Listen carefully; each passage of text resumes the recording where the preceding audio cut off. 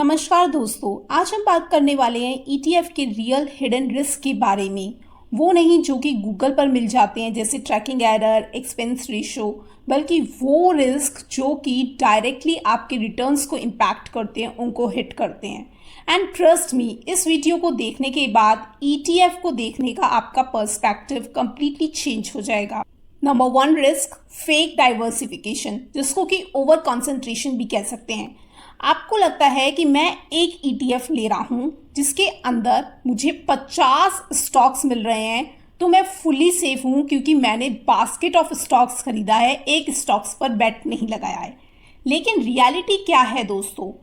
Top 4 से 5 stocks ही ETF का 60 to 70% weightage होते हैं। यानी कि अगर वो स्टॉक्स चलेंगे तभी आपका ईटीएफ भागेगा।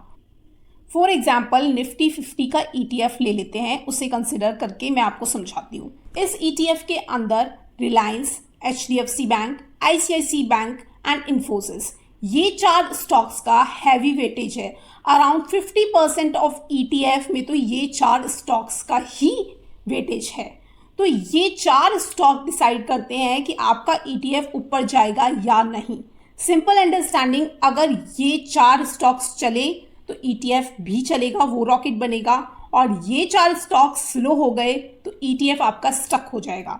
मतलब डाइवर्सिफिकेशन सिर्फ दिखता है, एक्चुअली में कंसंट्रेशन हो रहा है। Number 2 risk, ETF overlap trap.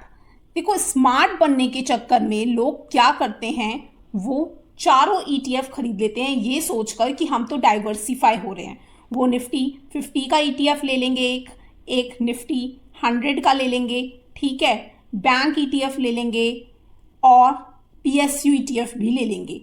अब क्या हो रहा है, अब आप देखो, जो निफ्टी 50 है और निफ्टी 100 है, ये दोनों ईटीएफ अगर आप ले रहे हो तो आप सेम ही कंपनीज को तो खरीद रहे हो। इनमें जो वेटेज है, एचडीएफसी बैंक, इन्फोसिस, रिलायंस, इन्हीं का ही सबसे ज़्यादा वेटेज है। तो आप उन्हीं स्टॉक्स में पैसे लगा रहे हो, चाहे इसमें लगा लो चाहे इसमें लगा लो, ठीक है। बैंक ईटीएफ ले रहे हो या पीएसयू ईटीएफ ले रहे हो तो पीएसयू में भी बैंक्स होंगे, तो अगेन आप ओवरलैप कर रहे हो। तो आप यहाँ पर डाइवर्सिफाई नहीं कर रहे हो, रियलिटी में आप बार बार सेम कंपनीज में इन्वेस्ट कर रहे हो। अब इस स्मार्ट बनने के चक्कर में आपका एक्सपोजर डबल या ट्रिपल हो जाएगा और आपको लग रहा है कि आप डाइवर्सिफाई कर रहे हो। एक्चुअली में ये डाइवर्सिफिकेशन का इल्यूशन है। Then 3rd risk, liquidity illusion. देखो, आपको लगता है कि ईटीएफ को आप कभी भी बाय या सेल कर सकते हो, ये ट्रेडेबल है, ऐसे बोला जाता है, ठीक है, हाईली लिक्विड होते हैं ईटीएफ, लेकिन ये आधा सच है। रियलिटी ये है फ्रेंड्स, ईटीएफ की लिक्विडिटी 2 चीज़ों पर डिपेंड करती है। एक तो डिपेंड करती है ईटीएफ मार्केट, यानी कि स्टॉक मार्केट के अंदर ईटीएफ की लिक्विडिटी कैसी है, कैसे वॉल्यूम्स आ रहे हैं, और दूसरा डिपेंड करता है अंडरलाइंग स्टॉक्स, उस ईटीएफ में जो इंडेक्स है जिसको वो ट्रैक कर रहा है, उस इंडेक्स के अंदर कैसे स्टॉक्स हैं, स्मॉल कैप हैं, मिड कैप हैं या लार्ज कैप हैं। इन दोनों चीज़ों पर डिपेंड होती है ईटीएफ की लिक्विडिटी। अब प्रॉब्लम आती है जब मार्केट क्रैश करता है। क्रैश के दौरान जो स्मॉल कैप सेक्टर के स्टॉक्स होते हैं ना, स्मॉल कैप स्टॉक्स होते हैं, उनमें लिक्विडिटी खतरे में आ जाती है।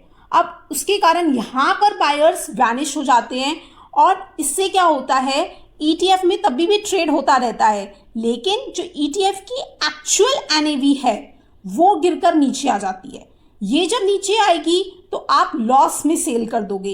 इवन स्टॉक्स इतने नहीं गिरे हुए, लेकिन एनएवी बहुत ज़्यादा गिर जाती है, क्योंकि स्टॉक्स में तो लिक्विडिटी की प्रॉब्लम है ना, वो तो सेल हो ही नहीं रहे हैं, उनको तो बायर मिल ही नहीं रहे हैं, लेकिन एनएवी गिर गई तो आप लॉस में बेच देते हो। Then number 4 risk is premium trap, when you overpay for your ETF without knowing that you are overpaying. देखो फ्रेंड्स, हर ईटीएफ की एक फेयर वैल्यू होती है, जिस फेयर वैल्यू को हम एएमसी की साइट पर जाकर देख सकते हैं, वो अपडेट होती रहती है, जिसको बोलते हैं एनएवी या फिर आईएवी, इंट्रिंसिक एसेट वैल्यू या फिर net asset value. For example, ETF की जो एक्चुअल वैल्यू है वो है 100 रुपये, मार्केट प्राइस है अभी 104, तो यानी कि अगर आप इस ईटीएफ को बाय कर रहे हो then you are paying 4 rupees more. Shocking बात यह है कि ज़्यादातर लोग इसे चेक करना ही भूल जाते हैं और ब्लाइंडली ETF बाई करते हैं। एज अ रिजल्ट आपको एंट्री पर ही 4 रुपए का नुकसान हो जाता है। Then number 5 risk is correlation risk. सबके साथ ETF भी गिरता है। फ्रेंड्स, नॉर्मल डेज के अंदर आप देखोगे कि फार्मा अलग मूव करता है, IT सेक्टर अलग मूव करता है, बैंकिंग अलग मूव करता है। आपको डाइवर्सिफिकेशन का फायदा मिलता है, यानी कि नॉर्मली कुछ सेक्टर अगर बढ़ रहे हैं तो कुछ सेक्टर गिरते हैं, ऐसा होता है मार्केट में। बट जब क्राइसिस आता है, जब मार्केट में करेक्शन या फिर क्रैश ये देखने को मिलता है, तो सारे सेक्टर एक साथ गिरने लगते हैं। और ETF में क्या होता है, सारे ETF भी एक साथ गिरने लगेंगे। और आप जब ये सब देखते हो और आपको पता है ETF को आप एक क्लिक में ही बाय या सेल कर देते हो, तो क्राइसिस के दौरान पैनिक में इन्वेस्टर सबसे ज़्यादा ETF सेल करता है, क्योंकि वो इजीली आप सेल कर सकते हो। और जब आप देखते हो आपका पोर्टफोलियो हर दिन गिरावट में है, तो आप खुद को कंट्रोल नहीं कर पाते, अपने इमोशंस पर काबू नहीं कर पाते, और क्योंकि आपके पास सेलिंग की पावर है तो आप सेल करना चालू कर देते हो, जबकि आपको उस टाइम ऐसा नहीं करना चाहिए। मतलब यहाँ पर क्राइसिस में डाइवर्सिफिकेशन फेल हो जाता है, क्योंकि सब चीज़ें गिर रही होती हैं, और जब सबसे ज़्यादा ज़रूरी है इन्वेस्टर को पेशेंस रखने की, उस दौरान आप सेल कर दोगे तो फिर आपको फ़ायदा कहाँ से होगा दोस्तों। फॉर एग्जाम्पल मैं आपको एक रियल स्टोरी बताती हूँ। मेरा एक फ्रेंड था राहुल, MNC में जॉब करता था, कॉर्पोरेट जॉब थी, अच्छा खासा उसका पैकेज था। उसने इन्वेस्टिंग करी, अपना ETF पोर्टफोलियो बनाया, जिसमें उसने निफ्टी का ETF ले रखा था, बहुत टाइम से उसने होल्ड कर रखा था, ठीक है। और बैंक ETF था उसके पास, और एक उसके पास PSU ETF था। इन तीनों में ही वो अपने पैसे लगाता था और उसको लगता था कि मैंने अपने पोर्टफोलियो को अच्छे से डाइवर्सिफाई कर रखा है। अब क्योंकि पिछले 1.25 साल से मार्केट साइडवेज चल रहा है, मार्केट करेक्शन शो कर रहा है, और अब तो नियरली 18% तक मार्केट करेक्ट हो चुका है। अब ये तीनों ETF के अंदर जो भी स्टॉक्स हैं, वो लगभग कई स्टॉक्स ऐसे हैं जो कि सेम हैं, हाईली कोरिलेटेड हैं, तो ये तीनों ETF उसके एक साथ गिरने लगी। एज अ रिजल्ट उसका पोर्टफोलियो गिरकर अभी के टाइम अराउंड 50% करेक्ट हो गया। 50% मामूली बात नहीं होती दोस्तों। अगर उसने 1 करोड़ लगाया है तो सीधा 50 लाख हो गया। ये देखकर कोई भी आदमी डर जाएगा। अभी रिसेंटली में उसका कॉल आया, बोला यार मेरे को सेल कर देना चाहिए अपना, क्योंकि ऐसे तो मेरी कैपिटल ही इरोड हो जाएगी। बट क्योंकि उसके पास एक तो पावर है सेल करने की, ठीक है, एक ही क्लिक में वो सेल कर सकता है, तो उसको लग रहा है कि मुझे सेल कर देना चाहिए। और इस टाइम वो पेशेंस भी नहीं रख पा रहा। मेरे लाख मना करने के बाद भी उसने अपना PSU ETF बेच दिया। अब सोचो, इस क्राइसिस में उसने बेचा है, नुकसान में बेचा है। अगर वो रख ले इसे, क्योंकि अभी तो PSU काफ़ी ज़्यादा गिरे हुए हैं, अच्छे भाव पर हैं, और अब इसने बेचा है, तो उसका तो नुकसान हो गया ना। तो ये ETF में प्रॉब्लम होती है।